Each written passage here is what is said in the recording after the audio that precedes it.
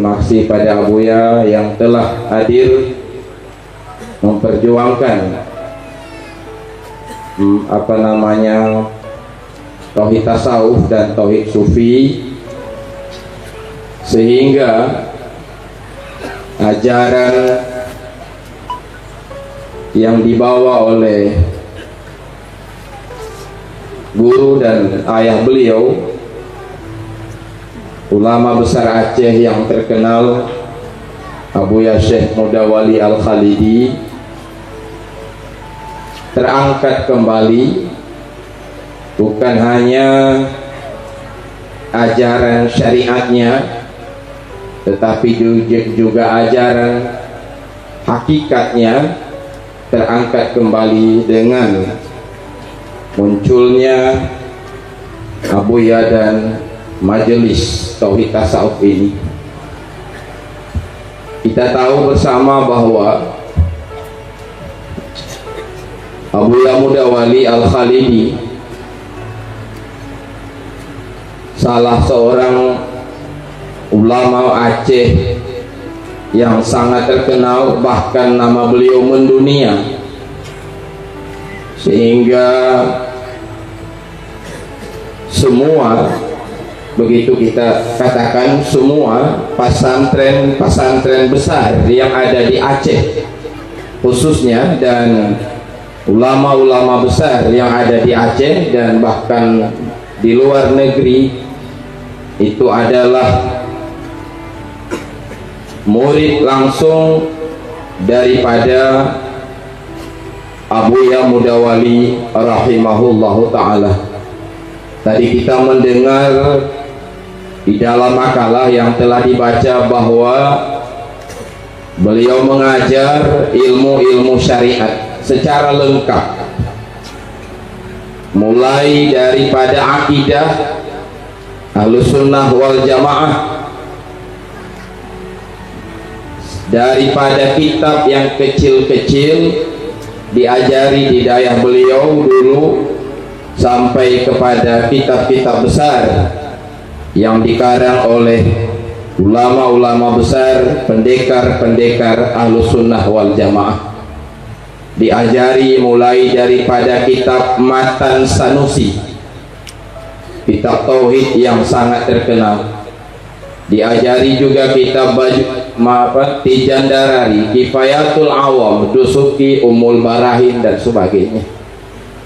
Ini sehingga membuahkan hasil ya akidah Ahlussunnah wal Jamaah secara mantap sekali muncul dan kokoh di Aceh dengan hasil yang diperjuangkan oleh Abuya Mudawali rahimahullahu ta'ala.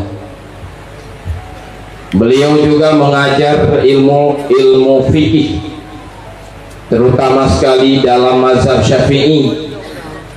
Abuya Mudawali di dayah beliau kita lihat dalam sejarah, dan bahkan hingga hari ini diajari kitab-kitab mazhab Syafi'i, khususnya dari Matan Takrib yang dikarang oleh seorang ulama besar, Abi Suja', kitab Bajuri, I'anatul Talibin, Mahali, bahkan kitab Tuhfah yang dikarang oleh Ibnu Hajar Al-Haytami.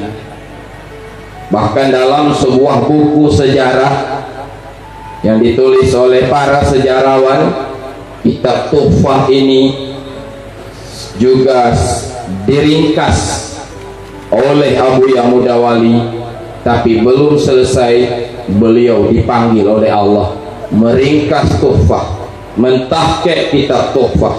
Ini menunjuki keilmuan beliau. Beliau juga mengajar kitab-kitab akhlak, kitab Muraqi Ubudiyah, kitab Ihya Imam Al-Ghazali, dan lain-lain kitab-kitab akhlak yang ditulis oleh ulama-ulama tasawuf, sehingga ilmu syariat yang dikembangkan oleh Abuya Mudawali itu membuahkan hasil yang sangat besar, sehingga ilmu syariat hidup dan berkembang di Aceh khususnya, dan mampu menghadang ajaran-ajaran lain yang menyalahi dengan akidah Ahlussunnah wal Jamaah. Tetapi beliau tidak sebatas itu ajaran yang dibawa oleh beliau. Artinya Abuya Mudawali itu di samping sebagai ulama syariat yang sangat tangguh, beliau juga seorang sufi yang sangat besar. Beliau juga mengajar ajaran-ajaran kesufian. Beliau mengajar kitab hikam dan kitab-kitab lain yang berkaitan dengan ajaran kesufian, sehingga melahirkan di antara lain makalah atau syair sufi yang hingga hari ini masih dibaca, masih diamalkan, khususnya oleh jamaah-jamaah suluk di setiap bulan Ramadan. Beliau mengatakan dalam syairnya, dan ini adalah ajaran yang sedang dikembangkan oleh MPTT. Wujud diri kota syaitan, penghancurnya adalah hidayah Rabbi. Jalan metemung hidayahnya, sulurakan tarikat sufi. Dalam matan yang lain, Abuya Mudawali mengatakan, kesom akuan lemah Tuhan, kesom akuan lemah Rabbi. Wa in ghibtu bada wa in bada ghayyabani. Jika aku hilang, nampaklah Tuhan, dan jika nampak Tuhan Allah, maka hilanglah aku. Yang syair gekarang Abuya Mudawali hingga hari ini masih dibaca dan diamalkan oleh jamaah-jamaah suluk di Labuan Haji khususnya. Dan untuk memperoleh pemahaman itulah maka dibentuklah dan dikembanglah tarikat sufi, tarikat Naqsyabandi oleh Abuya Mudawali, yang dengan tarikat itu target dan tujuan adalah hakikat dan ma'rifat yang ada sebagaimana yang tergambar dalam syair tadi. Sehingga Abuya dan para jamaah suluk setelah melakukan zikir, setelah melakukan tawajuh, rame-rame berdoa kepada Allah, meminta agar tauhid dan keimanan sampai kepada makam ma'rifah itu. Begini doanya: gunung hakikat yang menyangkat nupu'e kamu, lagi kan beri hidayah tamang tarikatnya. Nupu'e kamu ya Allah bak gunung hakikat, nupu'e ya Allah kamu bak tauhid irfani, nupu'e iman kamu, tauhid kamu ya Allah sampai ke tauhid makam wahdatul wujud. Itu maksud gunung hakikat yang menyangkat nupu'e kamu. Ajaran Abuya Mudawali nyotuh tengku syariatnya alhamdulillah berkembang baik hingga hari ini masih diajar Bajuri, I'anah dan Mahali di daerah-daerah di Aceh. Hingga hari ini masih diajari akidah Ahlussunnah wal Jamaah dari kitab kecil sampai kepada Ummul Barahim dan sebagainya. Sehingga ajaran syariat yang dikembangkan oleh Abuya Mudawali masih bertahan baik di Aceh khususnya. Tetapi sayangnya ajaran hakikat, tauhid irfani, tauhid wahdatul wujud tidak dibahas lagi, jarang sekali kita mendengarnya, sehingga bapak-bapak ajaran yang menghilangkan syirik khafi ini hampir mati, begitu boleh kita katakan, di bumi Aceh ini.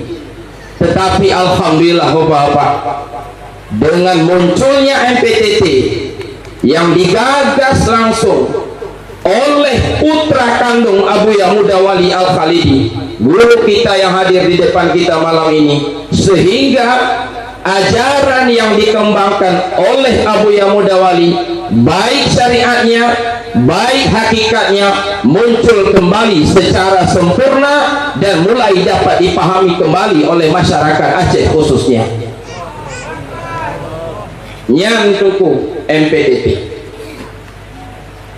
ajaran hakikatnya bukan memutar balikkan akidah sebagaimana dianggap oleh sebahagian orang. Akidah itu tauhid yang benar, sebagaimana kita sebutkan tadi, diajari, disampaikan oleh Abuya. Tetapi tauhid jika masih sebatas akidah atau sebatas akal atau sebatas pengakuan, maka syirik batin masih bersarang di dalam hati kita, sehingga walau kita mengakui Allah zat yang maha sempurna, tapi kita tidak pernah mencintainya. Walau kita mengakui Allah zat yang maha agung, pencipta alam semesta, tapi anehnya kita tidak pernah takut padanya, kita tidak pernah bergantung padanya. Malah sebaliknya, kita lebih takut kepada makhluk ini, kita lebih takut kepada alam ini, kita lebih berharap dan kita lebih mencintai alam ini, makhluk ini, daripada Tuhan yang kita akui zat yang maha agung. Kenapa bisa begitu? Karena Tuhan, kebesaran Allah, keagungan Allah, sifat Allah hanya ada di dalam akal kita, tidak berada di dalam rasa. Nyan penyebab sehingga terjadilah syirik khafi, syirik batin yang membahayakan iman. Terlihat wujud selain Allah, terlihat perbuatan selain perbuatan Allah, terlihat sifat selain sifat Allah, maka terjadilah bahaya besar. Maka gukul li Abuya Mudawali, wujud diri adalah kota syaitan, penghancurnya adalah hidayah Rabbi. Kota syaitan, orang yang bertauhid di dalam akalnya, tapi kehidupannya dikendali oleh syaitan yang terkutuk. Nah, untuk menggambarkan tauhid irfani itu, tauhid wujud diri kota syaitan yang digambarkan dalam syair sufi Abuya Mudawali, Tesom akuan lemah Tuhan, tesom akuan lemah Rapi. Untuk menggambarkan tauhid itulah maka dikaranglah kitab Tambihul Masyi oleh Syekh Abdul Rauf Asingkili. Maka lahirlah kitab tauhid, kitab Wahdatul Wujud yang dikarang oleh ulama sufi besar, dipelajari. Kitab Tambihul Masyi itu jarang beredar, ya, sehingga ajaran yang ditulis tentang tauhid sufi, tentang tauhid wahdatul wujud oleh Syekh Abdul Rauf Asingkili dalam Tambihul Masyi juga jarang dipahami, bahkan mungkin juga salah dipahami oleh sebahagian kita. Dan untuk menggambarkan tauhid itu dikaranglah oleh para ulama-ulama besar kitab-kitab sufi sebagaimana yang telah saya sebut tadi. Karya Al-Asingkili juga dikarang di antara lain kitab Insan Kamil oleh seorang aulia Allah yang terkenal, keturunan daripada Syekh Abdul Qadir Jailani, yang bernama kitab Insan Kamil. Kitab sufi yang bahasa-bahasanya barangkali tanpa dijelaskan oleh ahlinya sulit dipahami, tetapi alhamdulillah walau sedikit-sedikit, ya, pada halaman-halaman tertentu diajari, disampaikan oleh Abuya kita, dengan membelanya, dengan memperjuangkannya, sehingga nama Abuya mencuat sampai ke seluruh Asia Tenggara berkat Mbak Bella waliullahnya. Sebahagian orang mengatakan Abuya Amran Wali itu orang alim, sebetulnya orang hebat, pimpinan dayah terkenal, tapi sayang sekali gara-gara nila setitik rusak tua sabuh belangong. Malim cika malim, hebat cika hebat, bakpu betul insan kamil itu salah, impinan hancur. Tapi ternyata bukan begitu, gara-gara nila setetes harum kuah 100 belanga. Demi tegaknya ajaran pembersih batin ini, sehingga iman kita semakin kokoh dan terjaga, insya Allah kita akan memperoleh iman yang bagus, iman yang kamil, sehingga membawa kepada kehidupan yang baik dan juga husnul khatimah nantinya.